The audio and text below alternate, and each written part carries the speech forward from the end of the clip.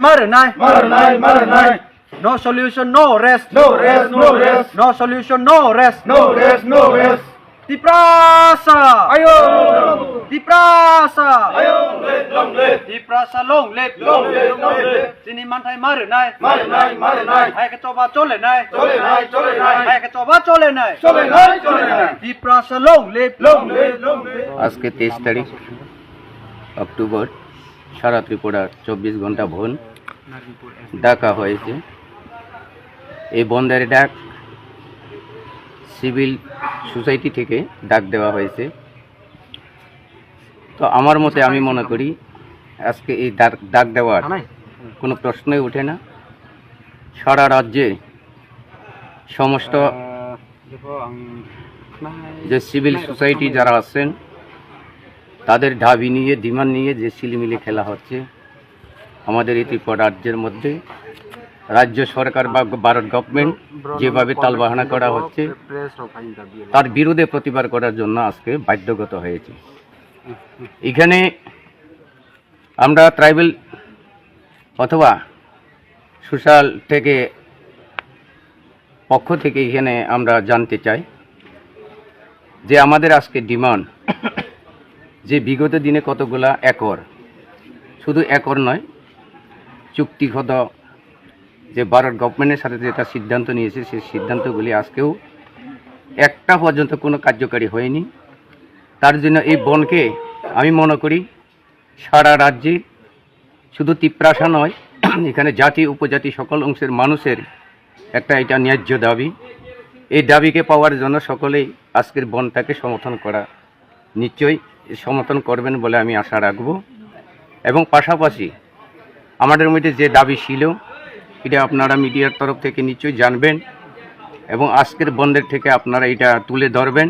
আপনাদের কাছে আমরা এটা আবেদন করব যেগুলো 8 দফা দাবি এখানের মধ্যে যেটা চুক্তিগত হয়েছে এবং বিভিন্ন এটিটিএফ থেকে আরম্ভ করে এনএলটিএফ থেকে আরম্ভ করে যেগুলি চুক্তি হয়েছে এবং তার ছাড়া আমাদের বিশেষ করে যে এখানে ত্রিপাক্ষীয় চুক্তিগুলি, এটাও ভারত গভর্নমেন্ট এবং রাজ্য সরকারের মধ্যে ত্রিপাক্ষী চুক্তি হলো, সেই চুক্তিগুলি আজকেও কোনো কাজ করা হয়নি। এবং পাশাপাশি আমাদের মধ্যে যেটা ভারতবর্ষের মধ্যে ভারত ইন্ডিয়া, এটা সারা ভারতবর্ষের মধ্যে ডিক্লেয়ার করা, যারা অবৈধভাবে এখানে বাংলাদেশ থেকে, রোহিঙ্গা থেকে, যেখানে পাকিস্তান থেকে যারা এসেছেন এখানে আমাদের রাজ্যের মধ্যে বসবাস করেছেন অবৈধভাবে, তাদেরকে খুঁজে বের করে চিহ্নিত করে এবং পুশব্যাক করা।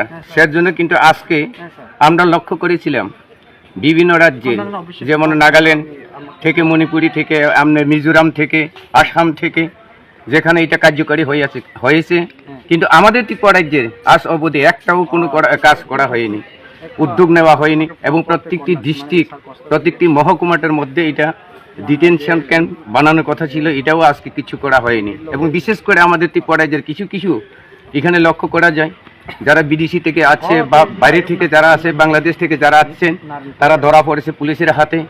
কিন্তু ধরা যে পড়ছে আমরা অবাক হয়ে যাই, কিন্তু এতজন যে ধরা পড়ছে কোথায় গেল, এটা কোনখানে রাখা হচ্ছে, তারে কি সারা দেওয়া হয়েছে, জিয়ালে কয়জন হয়েছে এটারও কোনো সংখ্যা নাই।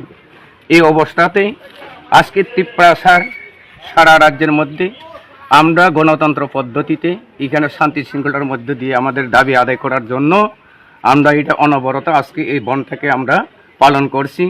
তাই এলাকার সমস্ত সুনাগরিক, জাতি উপজাতি উভয় যারা আছেন, তাদের কাছে শিক্ষিত কর্মচারী এবং বুদ্ধিজীবী, তাদের কাছে আহ্বান করব এই বনকে আপনারা সমর্থন করুন এবং আগামী দিনে আমাদের যেটা ত্রিপুরা রাজ্যের শান্তি সম্প্রীতির মধ্য থেকে আমাদের যে ন্যায্য দাবি সেটা আমরা পাইতে পারি।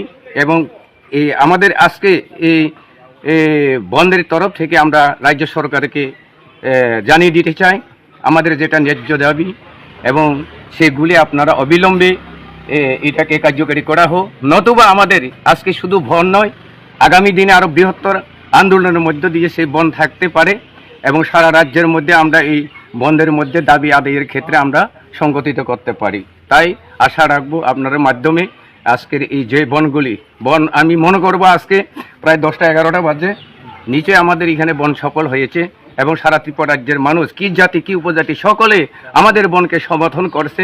তাই আমি মনে করব আমাদের এই বন সাকসেস, এটাই আহ্বান রেখে আপনাদের কাছে এই কথাগুলি আমি এখানে শেষ করছি। ধন্যবাদ।